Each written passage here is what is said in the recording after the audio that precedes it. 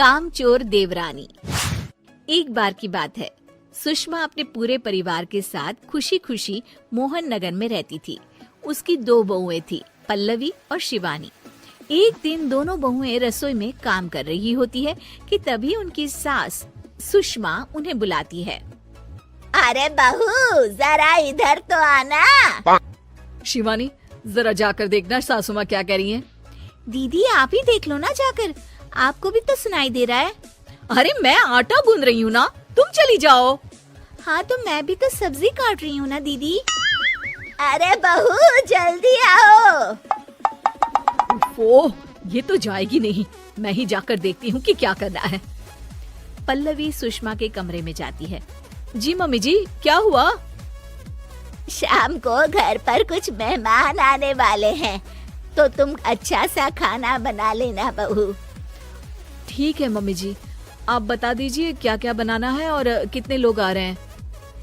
सुनील की मौसी जी और उनका पूरा परिवार आ रहा है। कुल मिलाकर 3 लोग और हमें मिलाकर हुए 9 लोग। तो अभी से ही तैयारी करना शुरू कर दो। और हाँ, घर की सफाई भी कर देना, हाँ अच्छे से।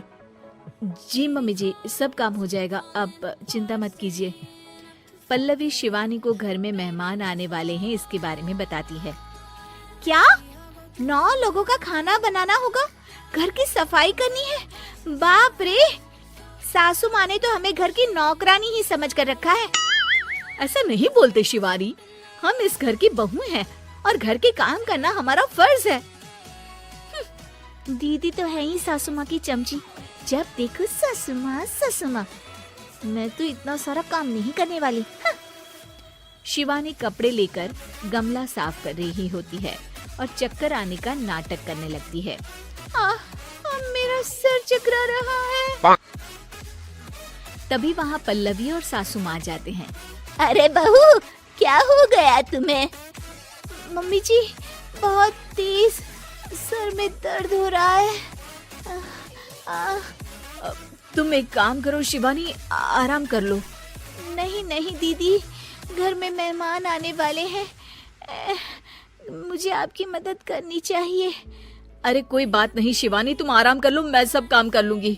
ठीक है दीदी, अगर आप इतना कह रही हैं तो आराम कर लेती हूँ। शिवानी आराम से अपने कमरे में मैगजीन पढ़ रही होती है। इसे कहते हैं आराम की जिंदगी। इतना सारा काम। चलो, सारा काम खत्म हो गया, शिवानी को देख आती हूँ। शिवानी अपने कमरे में ईयरफोन में गाने सुनते सुनते सो जाती है और उसके साइड में मैगजीन भी रखी होती है। पल्लवी वहाँ आ जाती है और वो सब देखती है। ओहो, तो मतलब सब काम चोरी का बहाना था। अभी बताती हूँ इसको।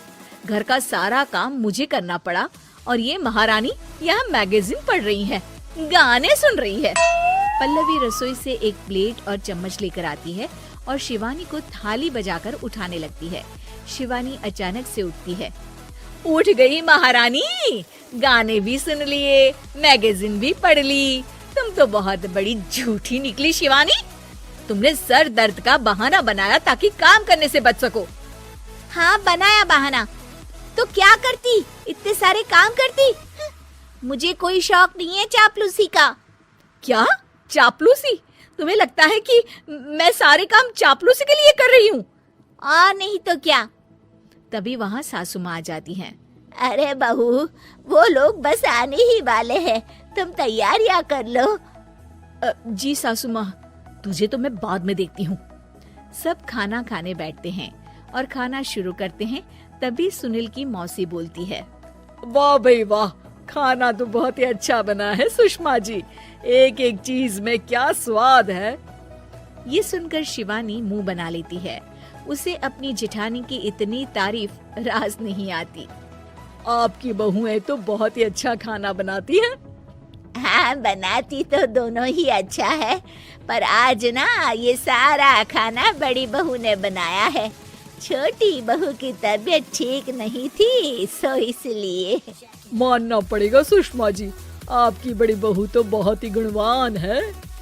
पल्लवी की तारीफ सुनकर शिवानी को जलन होती है, पल्लवी ये सुनकर खुश हो जाती है और शिवानी की तरफ देखकर उसे चिढ़ाती है। कुछ देर बाद मेहमानों के जाने का वक्त हो जाता है। मौसी जी सबके लिए उपहार लाई होती है। वो सबको शगुन के पैसे देती है और अंत में पल्लवी के पास आती है। तुम्हारे लिए शगुन का लिफाफा तो है ही, पर बहू तुम्हें एक और उपहार भी मिलेगा इतना अच्छा खाना बनाने के लिए। मौसी अपने सोने के कंगन निकालकर पल्लवी को पहना देती है। ये लो, ये मेरे मनपसंद कंगन है, अब से ये तुम्हारे हुए। धन्यवाद मौसी जी।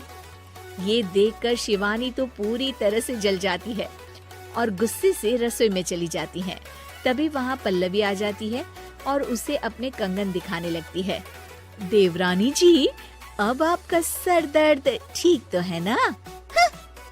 मुझे लगता है कि अब सर दर्द शुरू हो गया होगा आपका।